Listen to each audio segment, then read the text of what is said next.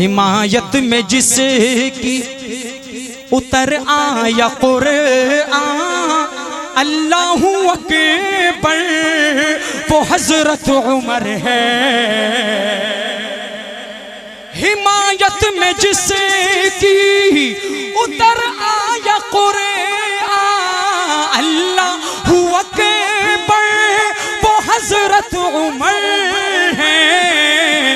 शहे अंबिया को नजर आई जिसमें सिफाते पैगंबर, वो हजरत उमर है। और दुआए जो आदम ने मांगी थी रोकर, हमारे नबी का वसीला था उनमें। दुआए जो आदम ने मांगी थी रोकर, हमारे नबी का वसीला था उनमें। हमारे नबी ने जिन्हें रब से मांगा, दुआओं में रोकर वो हजरत उमर है। और दिया जिसकी फौजों, दिया जिसकी फौजों को दरिया ने रसता, वो मूसा खुदा के पैगंबर थे लेकिन। दिया जिसकी फौजों को दरिया ने रसता, वो मूसा खुदा के पैगंबर थे लेकिन।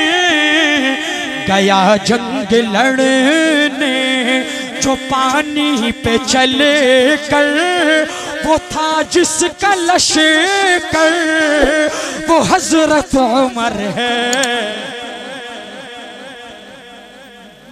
जैसी इमामत किसी की न हैदर की जैसी, नमाजें किसी की न सिद्दीक जैसी, इमामत किसी की न हैदर की जैसी, नमाजें किसी की।